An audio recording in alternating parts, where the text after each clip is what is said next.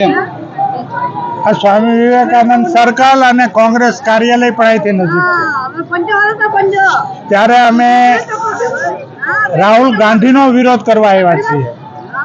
ગઈકાલે સંસદની અંદર મહામહિમ રાષ્ટ્રપતિજીના અભિભાષણના પછી જે આભાર પ્રસ્તાવ હોય એની ઉપર બધા જ પક્ષના આગેવાનો ચર્ચા કરતા હતા અને આજે પણ કરી રહ્યા છે. આજે તો વડાપ્રધાન નરેન્દ્રભાઈ મોદી સાહેબ પણ આભાર પ્રસ્તાવ ઉપર ચર્ચા કરી રહ્યા છે, એનો જવાબ આપી રહ્યા છે.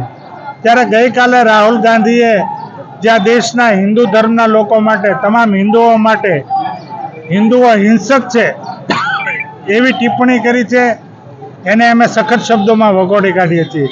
જેમને સંસદીય પરંપરાનું જરા પણ જ્ઞાન નથી, બંધારણ હાથમાં લઈને સંસદમાં આવે છે, શપથ લે છે, ચૂંટણી પ્રચાર દરમિયાન પણ બંધારણની નકલ હાથમાં રાખી હતી, પરંતુ એ દેખાડે છે પરંતુ પાલન કરતા નથી કે બંધારણ શું કહેવાય, સંસદના નીતિ નિયમો શું છે, સંસદના અધ્યક્ષ શું હોય છે, એની સત્તા કેવી હોય છે, એ ટકોર કરે તો પણ માનવી નહીં.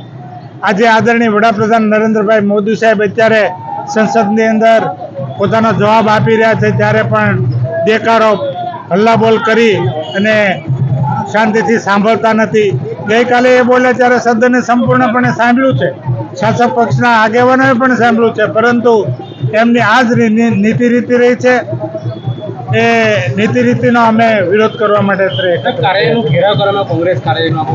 ના, ઘેરાવ કોઈ કરતા નથી. અમે તો રામધૂન બોલાવીએ છીએ અને ભગવાન પ્રભુ રામચંદ્રજી એમને સદબુદ્ધિ આપે એના માટે પ્રાર્થના પણ છે. નિરંજનભાઈ, ગુજરાતમાંથી બીજેપીને હરાવવાની વાતમાં રાહુલ ગાંધીએ કરી શું કહેશો?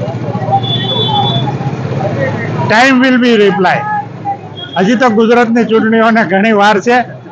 ચૂંટણી વખતે પણ તેઓ કહેતા હતા, અત્યારે પણ કહેતા બી દીવાના એની જેવું છે.